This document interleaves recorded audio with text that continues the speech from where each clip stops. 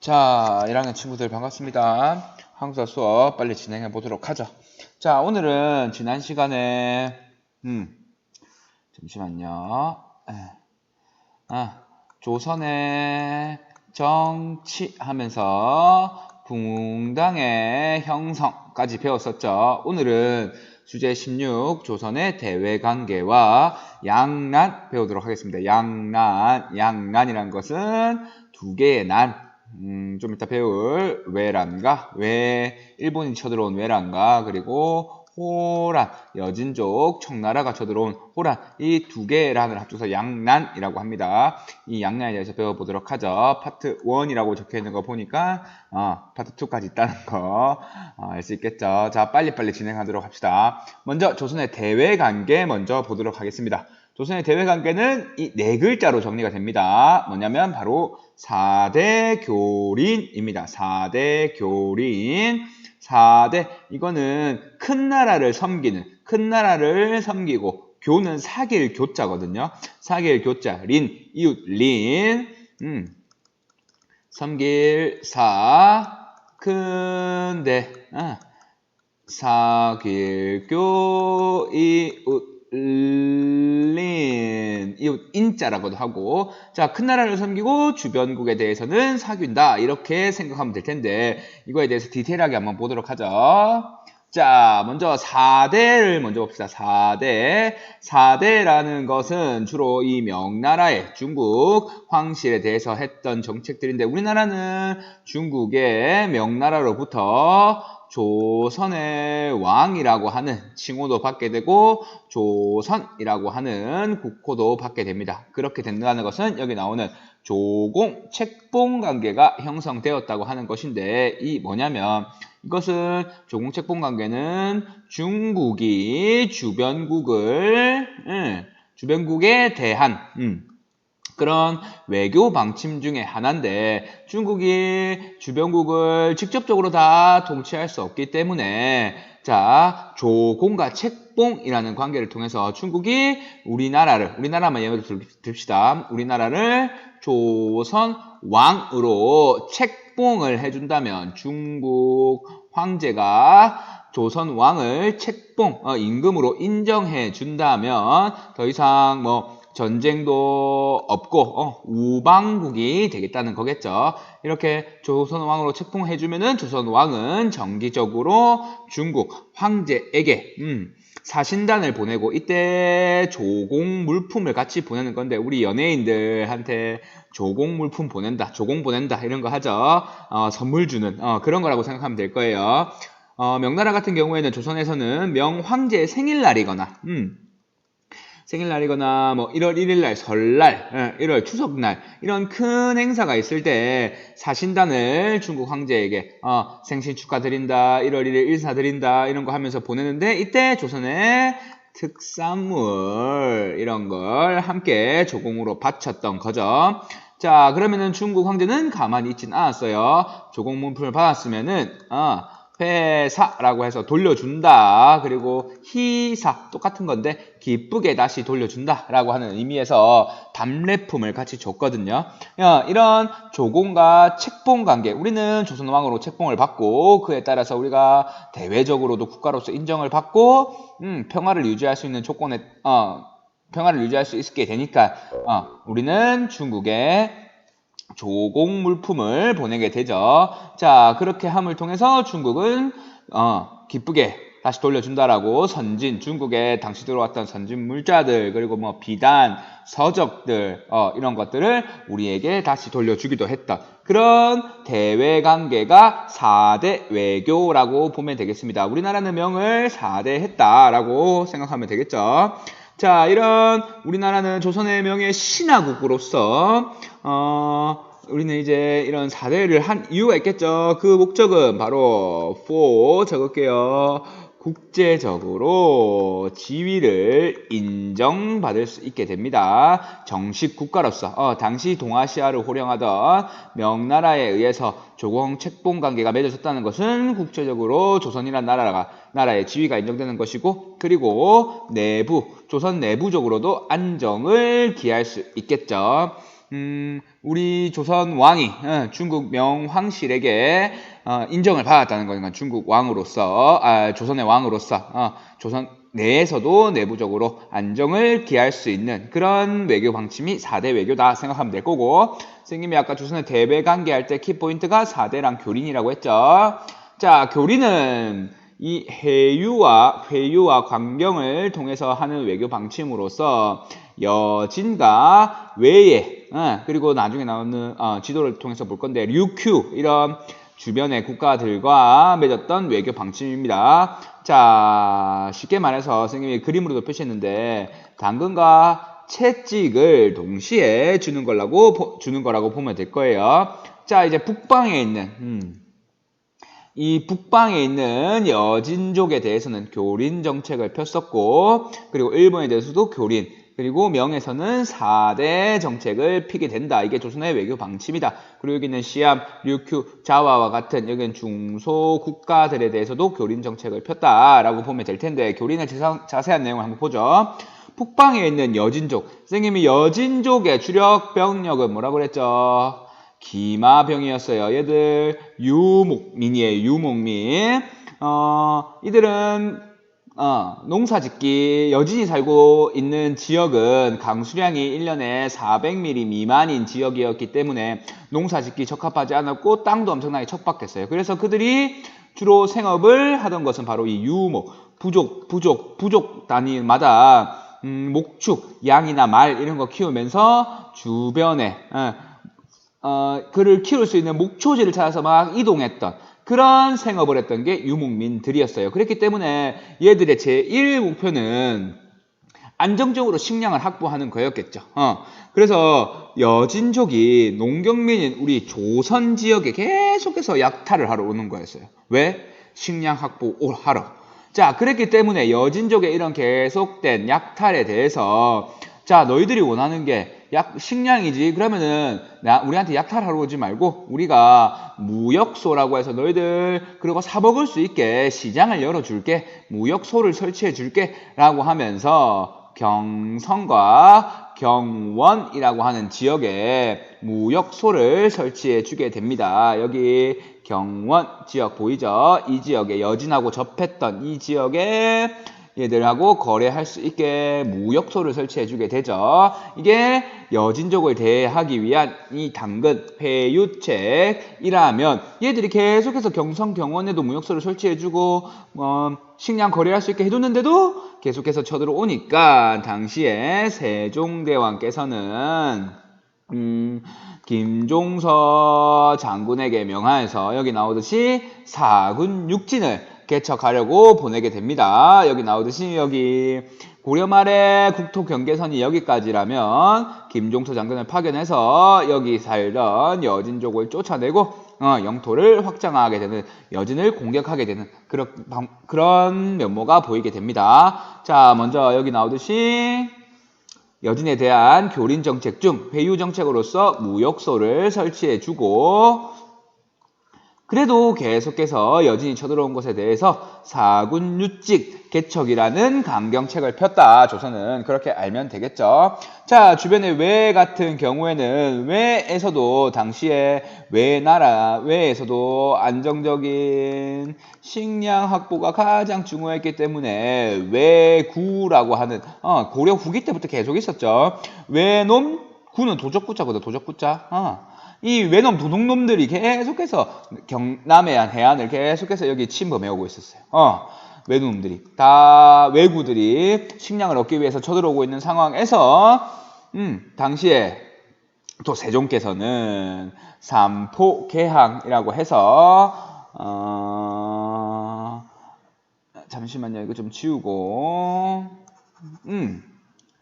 이 세 개의 항구를 열어줄 테니까 너희들 여기서 거래해라 우리나라랑 라고 해서 여기 부산포, 부산, 연포, 울산, 제포, 마산, 진해 이쪽인데 부산포, 연포, 제포를 열어주는 이 삼포개항을 통해서 일본과 교역을 해라 라고 강을 열어주었죠. 자, 그리고 세견선은 1년에 200서, 세견선은 쌀을 왔다 갔다 할 수 있는 거는 1년에 50척, 그리고 쌀은 200두, 이렇게 교역량도 한정해주고, 왜? 이거 계속해서 교육해 나가면 우리 조선 사람들이 먹을 게 없으니까.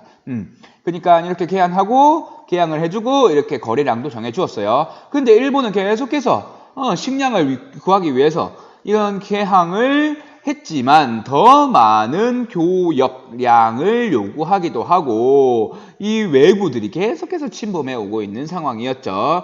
그에 대해서 조선은 이종무 당시 세종대왕이 이종무 장군을 파견을 해서 당시 외구들의 소굴이었던 스시마를 직접 정벌하게 됩니다. 알겠죠? 자, 이런 강경책으로서 스시마 정벌, 회유책으로서 삼포개항 등이 있고, 삼포개항에 대해서 선생님 여기 우리 프린터 보면 내용이 좀 더 있는데, 삼포개항을 하니까 이 포를 열어 주었는데 계속해서 일본이 교역량 늘려달라고 하고 조선에서는 부담이 됐어요. 그러니까 이거를 계속 제한하려고 했어요. 조선에서는. 그러니까 여기서 조선 삼포개항에 반대해서 교역량을 늘려라. 항구도 늘려주고 교역량도 배도 50척이 아니라 100척으로 늘려달라. 막 이런 거 요구하니까 조선이 안 된다라고 했겠죠. 그래서 삼포에 있는 외인들이 반란을 일으켜서 삼포 외변 등을 일으키고, 그리고 대표적으로 을묘년에 또 이런 거래량을 늘려달라고 하는 을묘외변, 을묘외란까지는 아니고 외변까지 변란을 일으키게 되는 그런 것도 발생하게 됩니다. 알겠죠? 자, 이런 것에 대해서 스시마 정벌을 한 거니까, 자, 지금까지 배운 거는 지금 조선의 외교 방침으로서 명에 대해서는 무슨 외교? 4대 외교. 4대 외교는 어떤 외교 방침에 따라서 하는 거? 여기 나오듯이 조공과 책봉 외교 관계에 따라서 우리가 조선왕으로서 책봉을 받고 명황제에게 조공을 바치는 이런 4대 외교를 통해서 우리는 국제적으로 지위를 인정받을 수 있었고 내부적으로도 정치적 안정을 꾀할 수 있었던 거죠. 자, 그리고 교리는 주변국에 대해서 회유와 강경책을 피는 곳으로서 여진과 외, 시암, 류큐 이런 국가에 대해서 실시하던 것으로서 중요한 건 여진과 외.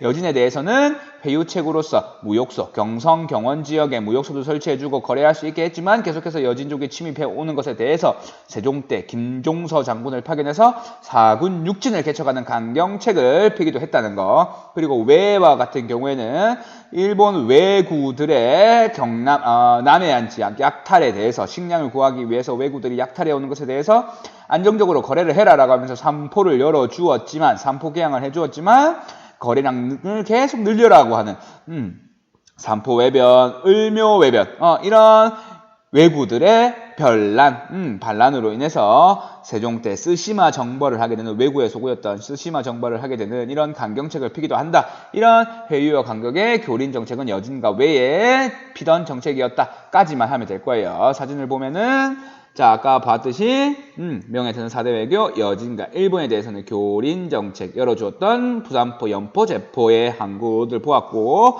아까 세종대왕 때 사군과 육진, 이거 여기 나오죠. 여기서 지금의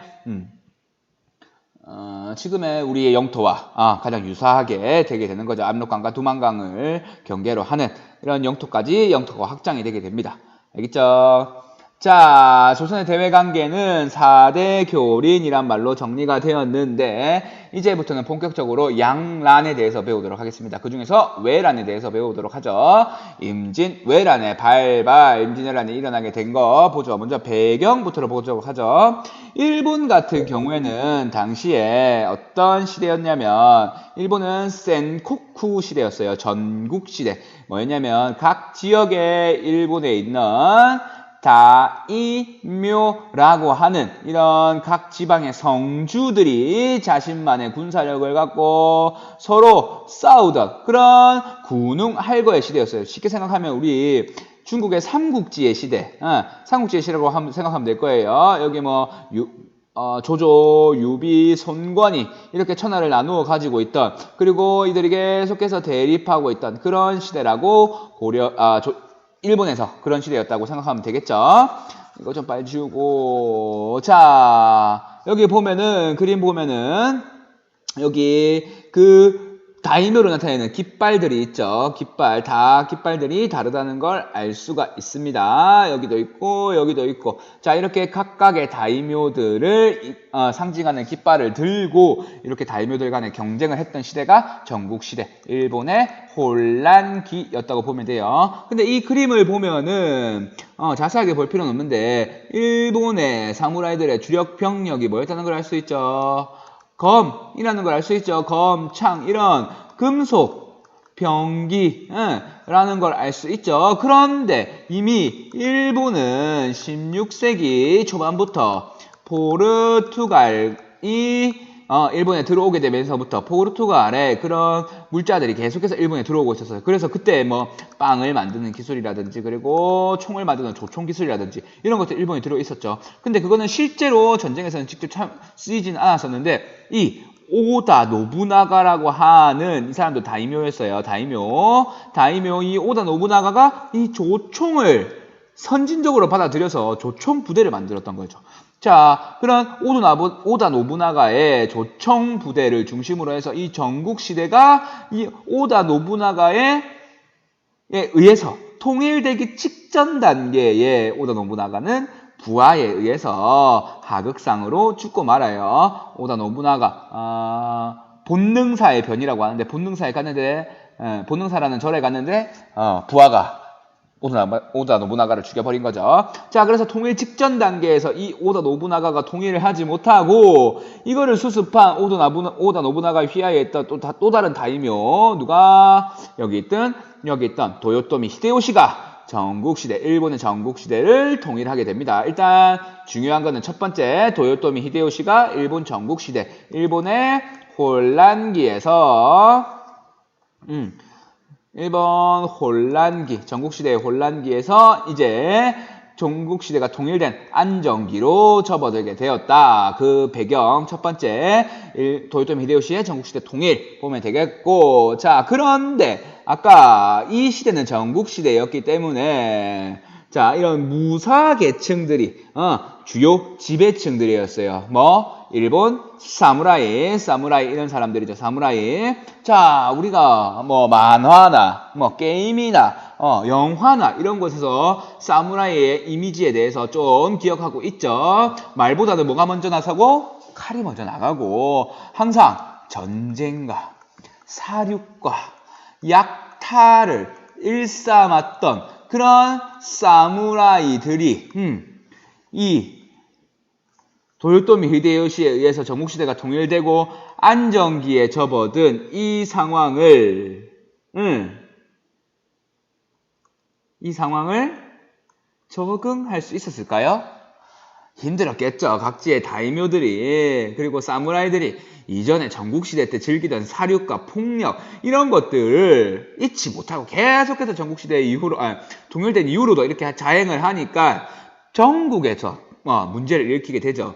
자, 그래서 도요토미 히데요시는 이들의 사무라이, 다이묘 이들의 힘을 빼고 이들의 관심을 딴 데로 돌리기 위해서 어디를 쳐들어가는 거죠? 바로 조선을 쳐들어간다고 하는 거죠. 다 이게 있던 각지의 다이묘들을 이끌고 조선을 쳐들어가게 됩니다. 자, 그때 조선에 내세웠던 게 여기 나오듯이 정명가도 내가 명을 정벌하러 갈 거니까 빌려주라. 가불한다고 하죠. 빌려주라. 뭐를? 길을 비켜달라. 길을 빌려주라. 이런 말도 있기도 하고 정명, 향도 이런 말이 있어서 내가 명을 정벌하러 가는데 뭐 나의 길잡이가 되어라. 뭐 이런 편지를 보내죠. 외교 문서를 보냈던 거죠. 편지가 아니라 외교 문서를 보내니까 조선 입장에서는 당연히 이거에 대해서 거부를 하게 되는 거죠. 왜? 우리는 명에게 조선 왕으로서 책봉을 받은 우리는 신하국으로서 유교 윤리에서 제일 중요한 충을 배반하는 이런 일은 우리가 할 수 없다라고 하면서 거부를 하게 되니까 여기 있던 1592년 4월에 일본군 도요토미 히데요시의 가토 기요마사를 이름 뭐 몰라도 돼요. 선봉장으로 해서 4월 달에 우리 부산 동래성을 공격을 하게 됩니다. 자, 이 그림이 바로 부산진 순절도라고 해서 부산진에서 벌어진 일본이 지금 부산진을 점령을 하게 되는 그런 상황이었죠. 자, 우리는 무방비 상태에서 그리고 그 당시 어떤 상황이었냐면 우리 지난 시간에 배웠듯이 붕당 간에 처음에 사림들이 있었는데 이 사림들이 동인과 서인으로 나뉜다고 했죠. 무슨 문제 때문에? 이조 전랑 임명 문제로 이조 전랑의 이 인사권을 육품 이하 하급 관리에 인사를 책임지는 이조 전랑에 임명하는 자리를 이조 전랑 자리를 서인을 임명하려고 하니까 심씨 외척 가문을 임명하려고 하니까 그것에 대해서 반대해서 동인 출신이 아니라 신진 관료들이 이 외척 가문들, 구 관료들에 대비해서 비판하면서 자신을 스스로 동인이라고 하고 이 외척 가문들과 구 관료들을 비판을 하죠. 너희들은 서인이다라고 하면서 이렇게 동인과 서인 간의 갈등이 엄청나게 심한 상황이었어요. 자, 그런데 당시에 임금이었던 선조는 일본이 지금 도요토미 히데요시란 자에 의해서 일본의 혼란기 전국시대가 통일되었다는 것을 들었어요. 그리고 우리도 첩자가 있었을 거잖아요. 자, 그런 상황에서 첩자에게서부터 계속 일본이 조선을 공격하려고 한다는 그런 태동이 있다. 그런 계속 기미가 보인다라고 하는 첩보가 계속해서 들어오고 있었어요.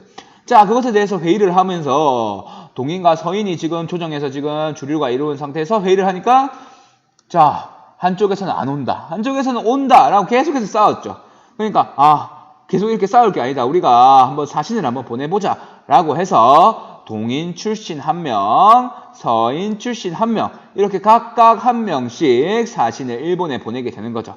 자, 그런데 그걸 보고 온 동인 출신 1명과 서인 출신 1명 각각 또 다른 얘기를 해요. 동인 출신은 절대 일본 애들 안 쳐들어온다. 지금 도요토미 히데요시 쟤들 미개한 애들이라서 우리 쳐들어올 역량도 되지 않는다라고 하고 있고 서인 측에서 보낸 이 사신은 일본이 언제 쳐들어올지 모른다. 우리 준비해야 된다. 이런 똑같은 걸 보고 오고도 다른 보고를 올리게 되는 거죠. 자, 몰래 이 둘은 똑같은 걸 보고 와서 쳐들어올 거라는 걸 알고 있었을 거예요. 그런데 반대를 위한 동인 입장에서는 서인이 그렇게 말할 걸 알고 있었기 때문에 이 서인을 반대하기 위해서 쳐들어오지 온다고 했을 거예요. 이렇게 조선 내에서는 내부적으로 이런 붕당 간의 다툼으로 인해서 내부적으로 정치가 혼란스러운 상황에서 그리고 전쟁에 대한 준비도 전혀 되지 않았죠. 일본의 주력 병력은 이미 오다 노부나가 이후로 조총으로 넘어간 상황이었고 그리고 우리는 당시에 보병, 활과 당시 각종 금속 병장기를 쓰는 이런 보병 중심에서 이런 조총 부대를 상대할 수가 없었죠. 그랬기 때문에 여기 일본은 부산을 점령하고 약 20일 만에 정확하게는 18일 만에 한양을 접수를 하게 되죠. 이렇게 파죽지세로 올라가는 상황에서 우리가 당시에 선조가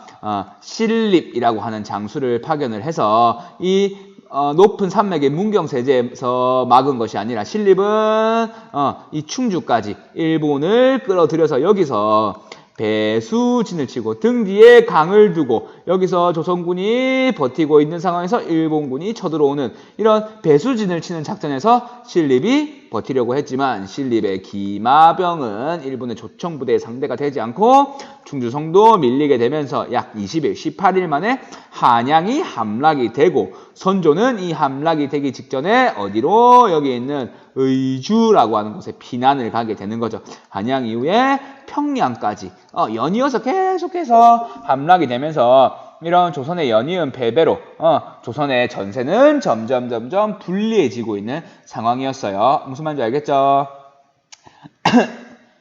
자, 그러던 상황에서 당시 조선은 우리가 황제로 모시고 있던 명황제 신종에게 우리가 지금 일본의 공격을 받고 있다라고 하면서 구원을 요청을 하죠. 원병을 요청한다. 같은 말이에요. 원병을 요청을 하게 되고 명지원군이 우리 조선을 돕기 위해서 오게 됩니다. 우리는 명과 조공 책봉 관계를 통해서 명은 우리의 우방이었기 때문이었죠. 자, 또 국내에서 또 여기 나오듯이 서산대사, 사명당, 정문부, 대표적으로 곽재우, 고경명, 김천일 이런 의병이라고 하는 일반 민간인 출신에서 병장기를 모아서 거병을 한 우리 조선을 지키기 위해서 이런 의병들이 각지에서 활약하기 시작해요. 원래 일본에서 우리 그전에 전국시대가 어떤 상황이냐면 전국시대는 아까 깃발 들고 싸우는 거 보았죠. 여기서 막 깃발 들고 싸웠는데 전국시대에는 당시에는 이 적장에 목을 베기만 하면은 그 밑에 있는 휘하는 자연스럽게 투항하는 그런 거였어요. 그래서 어떻게든 적장에 목을 베려고만 일본은 거기에 적응이 되어 있었죠. 자, 그런데 조선에 이렇게 똑같이 왔는데 우리의 적장, 일본 입장에서 적장인 선조가 도망간 상황에서 일본은 당황스러웠겠죠. 적장에 목을 베어야 되는데 지금 적장이 도망갔어. 그리고 우리나라, 자기 나라에서는 본 적도 없는 자기 나라를 지키기 위해서 민간인들이 지금 병장기를 이끌고 각종 무기를 들고 이런 의병들이 각지에서 게릴라전을 벌이니까 치고 빠지는 게릴라전을 벌이니까 일본은 당황할 수밖에 없었어요. 자, 그리고 우리가 너무너무 잘 알고 있죠. 일본 같은 경우에는 지금 보면 경로가 이렇게 되어 있죠. 육지를 통해서 이 한강유역까지 올라가려고 하는 지금의 경부고속도로 라인. 이 라인을 통해서 빠르게 우리나라를 접수하려고 하고, 그리고 식량, 전쟁을 하기 위해서 선생님도 군대 가서 배운 건데, 군인 한 명을 먹고 자고 입히고 무기 채우고 하려면은 군인 한 명을 커버하기 위해서는 옆에 3명 정도가 넘게 붙었어야 돼요. 식량이나 무기나 이런 보급을 위해서는. 자, 이런 군인들이 지금 북진을 막 하고 있는 상황에서 이런 식량 무기 같은 걸 어떻게 보급하려고 했냐면 당시 일본은 이렇게 해상 루트로 안정적으로 보급하려고 했죠. 육군은 지금 계속해서 올라가고 안정적으로 식량과 무기를 조달하려고 했는데 이 루트를 차단해버린 것이 누구? 여기 나오듯이 이순신인 거고, 여기 보면 경로 보면은 우리의 최대 곡창지이던 전라도 지역을 지금 일본이 차지하지 못한 것을 보이죠? 그것은 바로 여기 있는 진주성 전투, 김시민 장군이 활약했던 진주성 전투가 우리가 승리를 하게 되면서 우리의 최대 곡창지였던 이 전라도를 지키게 되죠. 이런 의병과 곽재우, 사명당, 서산대사 이런 것 같은 의병과 그리고 이순신 장군과 같은 수군의 활약으로 우리는 본격적으로 반격을 하게 됩니다. 크게는 이 조명연합군과 의병, 수군의 활약으로. 자, 그런 상황에서 우리가 끝까지 항전하고 있는 상황에서 조명연합군이 들어오게 됩니다. 여기서 조명연합군이 결성이 돼서 여기 파란색이 조명연합군입니다. 파란색으로 적을게요, 선생님이. 조명연합군이 들어오게 되고 이 평양을, 잃어버렸던 평양을 탈환을 하게 되죠. 조명연합군에 의해서. 그래서 계속해서 수도를 다시 재수복하기 위해서 내려오지만 여기에 있는 벽제관이라고 하는 전투에서는 조명연합군이 패배를 하게 되고 나중에 여기 행주대첩을 승리를 하게 되면서 우리는 한강을 수복하게 되고 서울을 다시 수복하게 되는 그런 결과를 맞게 됩니다.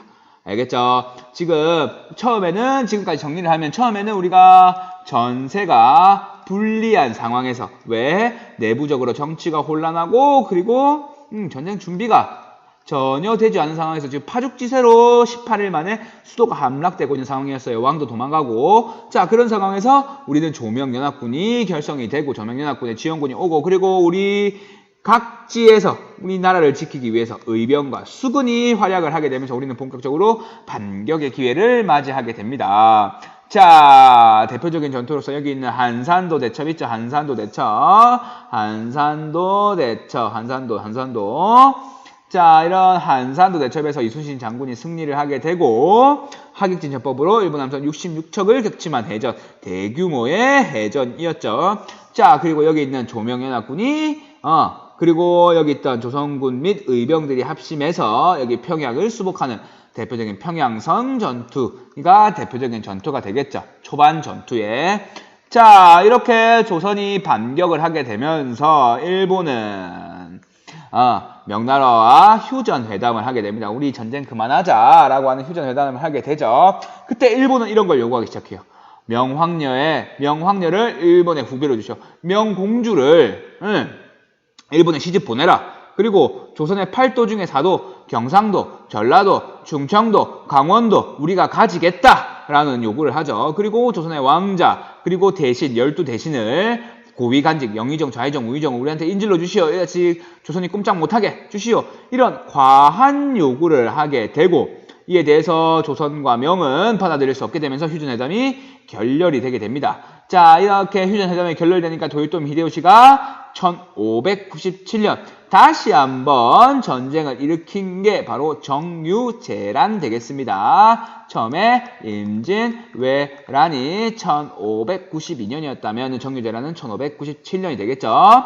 자, 이 정유재란 때 대표적으로 우리가 알고 있는 명량, 노량 있었죠. 영화 보면은 명량, 우리 영화 봤을 거예요. 이순신이 처음에 막 고문당하고 장군으로서 자기 지위도 잃고 막 그런 상황에서 다시 병력을 모아가지고 명량에서 싸우게 되죠.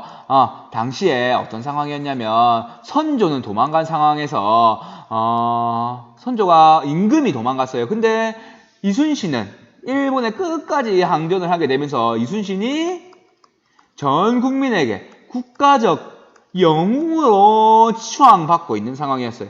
선조 입장에서는 자신의 이 도망과 비교되는 이순신의 행보에 대해서 자신의 자리가 위협받을 것을 두려워한, 그리고 주변 신하들이 계속해서 이순신이 국가적 영웅으로 떠오릅니다. 이거 어떻게 해야 됩니다. 아니면 선조 임금님의 지위가 지금 땅에 떨어질 것입니다. 이런 계속 보고를 하게 되니까 이순신을 파직시켜버리게 되는 거죠. 일종의 질투라고 보면 되겠죠.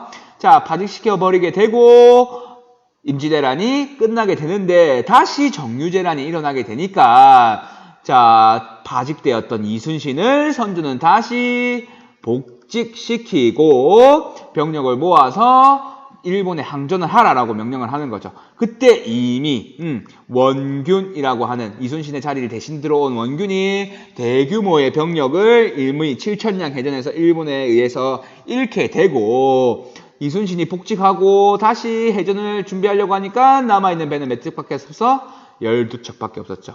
이 12척의 배로 일본에 항전한 게 명량해전, 그리고 마지막에 일본에 의해서 죽임을 당한 그렇지만 우리는 승리를 했던 노량해전, 이런 것들이 정유재란 때 전쟁들입니다. 비교해야 됩니다. 앞에 한산대첩, 평양선 전투 이런 거는 임진왜란 때, 그리고 여기 선생님이 금방 얘기했던 명량, 노량해전 이런 것들은 정유재란 때 이렇게 되게 되면 되겠죠.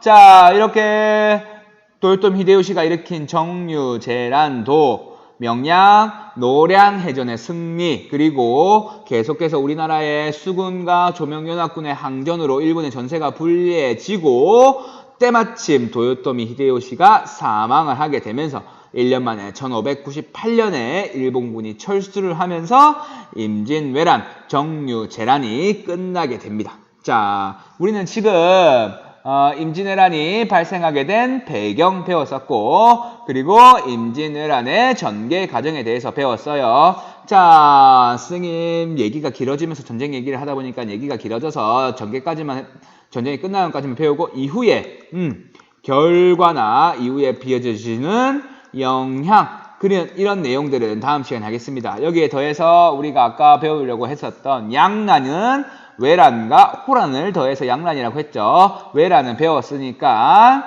여기에 호란, 우리가 배울 정묘, 호란, 그리고 병자, 호란은 우리 오프라인 계약한 이후에 선생님이 이것들을 같이 선생님이랑 같이 이거 배워보도록 합시다. 알겠죠? 여러분들 너무너무 수고했어요. 오늘 수업 여기까지 하겠습니다. 모두들 감사합니다. 수고했어요.